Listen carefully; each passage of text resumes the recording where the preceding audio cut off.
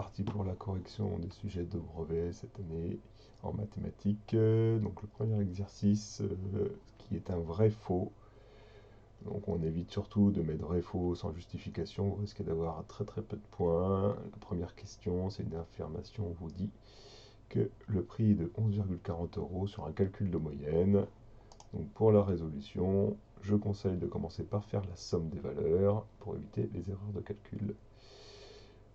Après, on divise par le nombre de valeurs, et donc on obtient 11,4, qui est la même chose que 11,40. Donc on écrit bien, l'affirmation est vraie. Deuxième affirmation de l'exercice 1, la médiane des prix est de 10. Donc on explique toujours ce qu'on fait. Donc on rappelle qu'il faut trier les valeurs et prendre celle du milieu. On dit que c'est la troisième. On donne la valeur et on répond toujours à la question vrai-faux. La troisième affirmation, avec des conversions mètres en secondes et une vitesse qui est donnée moyenne par rapport à ça.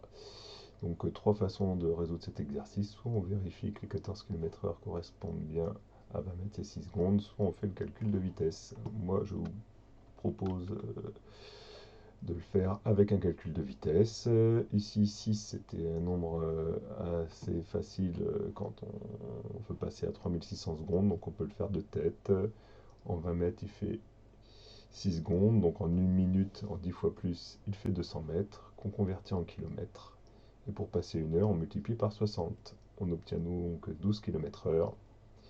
Pour ceux qui préfèrent faire un produit en croix, on pouvait aussi faire ça. Et donc on écrit bien, la réponse est fausse. La quatrième affirmation avec un calcul de probabilité qui tombe assez souvent au brevet, car il est couplé avec un dénombrement de nombres premiers. Donc ici, on a une urne avec 15 boules numérotées de 1 à 15, et donc il faut trouver les nombres premiers inférieurs ou égaux à 15. Donc on rappelle que 1 n'est pas un nombre premier, car il faut deux diviseurs différents. Le nombre est 1. Donc on les écrit, il y en a 6, donc la probabilité est de 6 sur 15, et on écrit bien que l'affirmation était fausse. La quatrième question, qui est encore une affirmation qui tombe souvent, donc on a une homothétie, un agrandissement de rapport 3, moins 3 pour l'homothétie, donc les longueurs sont multipliées par 3, et on rappelle que quand les longueurs sont multipliées par 3, les aires sont multipliées par ce rapport au carré. Sur la copie, je conseille de l'écrire, quand on connaît une propriété, c'est toujours mieux de la citer. Et donc l'aire est multipliée par 9, donc on écrit bien que l'affirmation E était fausse. L'exercice 2 avec un programme de calcul assez classique. Donc ici, donc, il ne faut pas se tromper, mais comme la première question vous donne la réponse, on peut passer un peu de temps pour vérifier qu'on arrive bien à 112. Si vous arrivez à écrire votre calcul en une seule ligne, plutôt que de le faire étape par étape, ça va faciliter la question 3 et 2. Donc j'en reviens pas là-dessus, on remplace après par moins 3 la deuxième ligne que j'ai faite ici. On n'est pas obligé de l'écrire le jour de l'épreuve, car on a le droit à la calculatrice. Mais l'expression ici est quand même attendue. Pour la question 3, il y avait un piège pour une fois, c'est plus compliqué que d'habitude. D'habitude, il y a 3 réponses dans ce type de question, et on voit souvent la réponse dans la suite du sujet. Alors là, ils ont mis un piège, car dans la suite du sujet, c'était pas la bonne réponse. Donc ici, si on regarde le programme de calcul, ça donne ça. Donc on ne voit pas directement la réponse, mais on la trouve quand même au petit d. À la place de x fois 5, c'est 5x, donc ça c'était plutôt facile à voir. Par contre ici, il y avait un premier développement à faire, et x plus 2 facteur de 4, ça donne 4x plus 8. Du coup, la réponse C était bonne aussi. Les questions 4 et 5, donc la question 4, on cherche tel que l'expression soit égale à 0, c'est-à-dire on doit reconnaître une équation produit nul. Alors plutôt que de prendre l'expression C, où on a 4x plus 8, qui est plutôt compliqué à résoudre, on va plutôt résoudre avec l'expression D, plus facile. On gagne un temps, donc on écrit l'équation.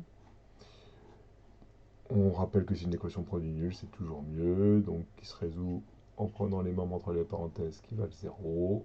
Donc on obtient assez rapidement moins 2 et 3 cinquièmes.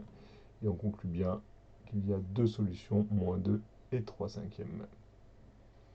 Donc le piège avec la B, qui n'était pas la réponse de la question 3, c'est assez étonnant ça pour une fois.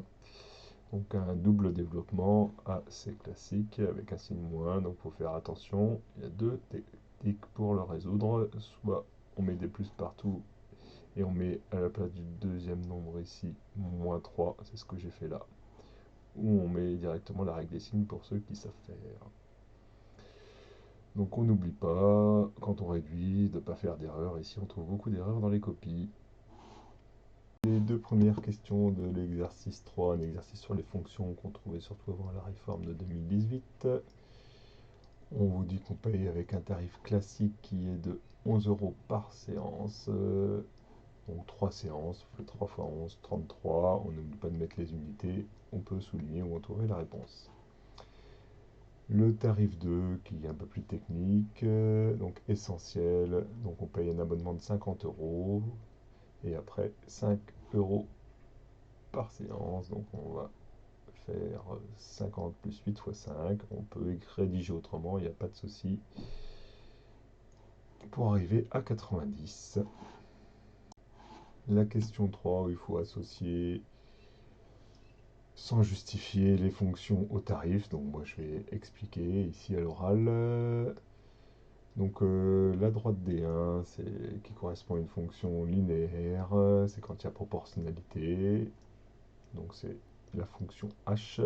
Donc on peut dire que la fonction h correspond au tarif classique. Ensuite, je ne vais pas mettre dans le même ordre que là. Quand il y a toujours le même tarif ici, ça correspond à la droite D3. Et donc c'est la fonction g. Donc on peut dire que le tarif liberté, c'est la fonction g. Et par élimination, par déduction, la droite des deux qui correspond aux fonctions affines classiques, donc la fonction f, donc on peut dire que le tarif essentiel correspond à la fonction f. Question 4 et 5, ça j'avais les réponses sur mon sujet. Ici, donc quel tarif propose un prix proportionnel, donc on sait que c'est la droite rouge ici, celle qui passe par 0, on le voit directement dans l'énoncé ici. Il n'y a pas besoin de justifier. Donc on donne la réponse, c'est le tarif classique. J'ai mis un petit complément en disant que le coefficient de proportionnalité était 11. Pour la question 5, on peut faire ça par lecture graphique ou par le calcul. Je fais les deux ici. J'explique la lecture graphique. Donc avec 150 € et le tarif essentiel qui est la courbe verte, je relie ici 150 à l'horizontale, j'arrive là et j'arrive donc à 20 entrées. Le tarif liberté bleue, quand est-ce qu'il est le moins cher? C'est quand il est le plus bas, donc c'est quand il faut regarder ici les 38 entrées, et avec 200 €, c'est toujours la courbe verte qu'il faut regarder. Ici, on peut lire 30. L'exercice 4 d'Amérique du Nord pour le brevet. Donc, première question, on nous demande de calculer la longueur FJ. Comme on a 10 mètres ici et 6 mètres dans le rectangle là-haut, on peut mettre directement le calcul et la réponse. Toujours mieux mettre un calcul avec des lettres, encore mieux. Ici, le fait de rappeler que le rectangle a ses côtés opposés de même longueur, a priori ça ne devrait pas être sanctionné si vous ne le mettez pas. La question 2, où on demande de calculer, là, il fallait bien comprendre qu'il fallait calculer le périmètre de la figure. Donc là on a un calcul de Pythagore ici. Il y a l'utilisation de terme de Pythagore qui va, en général, qui est très valorisé. Donc si vous ne mettez pas les détails, il va vous manquer plein de points, même si vous trouvez 24 mètres.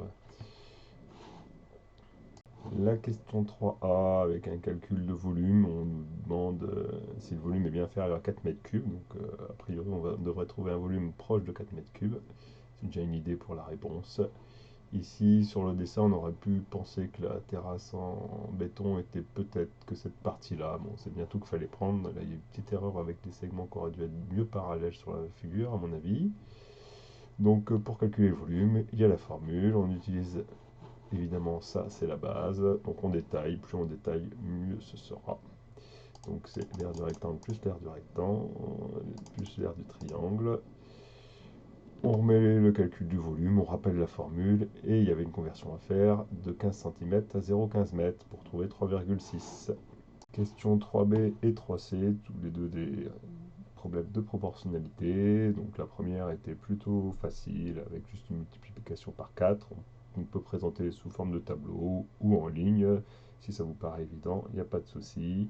Pour la question 3, avec des ratios, vous pouvez soit présenter sous forme de tableau, soit faire les calculs directement, si vous avez compris. Le but est évidemment de mettre les réponses et de les faire bien apparaître sur la copie.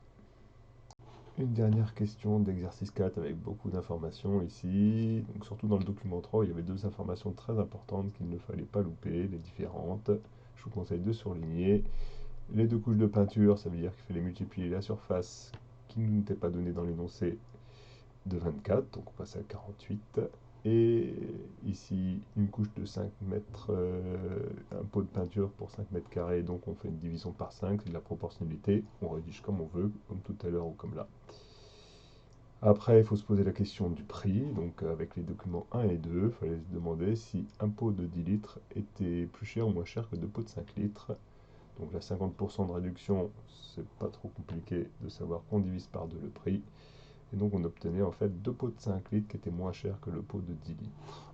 L'exercice 5, ça partit avec deux questions de géométrie qu'on pourrait faire à un élève de 5e. La première question montrait que le triangle est équilatéral, on a deux angles de 60 degrés, donc il suffit de retrouver le troisième, qui est aussi de 60 degrés. Je rappelle que le mieux est de rédiger par hypothèse, propriété, conclusion. J'ai rappelé du coup la propriété. On fait les calculs à la fin, il n'y a pas de souci. La question 2, vous verrez sûrement cette question répondue d'une autre façon dans d'autres corrections, en passant par les angles alternes-internes, ici et là, car ici on avait un triangle équilatéral, donc des angles de 60 degrés, donc angles alternes-internes égaux, donc les droites parallèles. Un élève de 3e peut aussi trouver en faisant des rapports égaux ici et là, et c'est la réciproque du théorème de Thalès qui va très bien, vu que les rapports sont égaux. La partie B avec des questions sur Scratch qui sont la plupart du temps faciles, donc comme là, on vous demande les coordonnées de départ, donc il suffit de savoir lire ici le programme, donc on commence à moins 180, moins 150. Ensuite, de combien on avance, il fallait regarder dans la première partie du haut, un pas c'est 1 mm, donc il fallait avancer de 240. J'ai eu un petit problème d'affichage, du coup je recommence les deux dernières questions. Donc la question 3, il fallait lire le programme. Donc on part d'ici, on dessine le programme, on vous dit qu'on tourne de 60 degrés à la ligne 6, on avance de 240, donc on se retrouve ici, juste avant de recommencer le troisième triangle. Donc on s'en doute, on est bien donc dans la case G3, donc on met bien G3 à la troisième question et à la dernière. On passait de 240 à 80, donc le rapport entre ces deux longueurs est un tiers, ce qui expliquait la division par 3.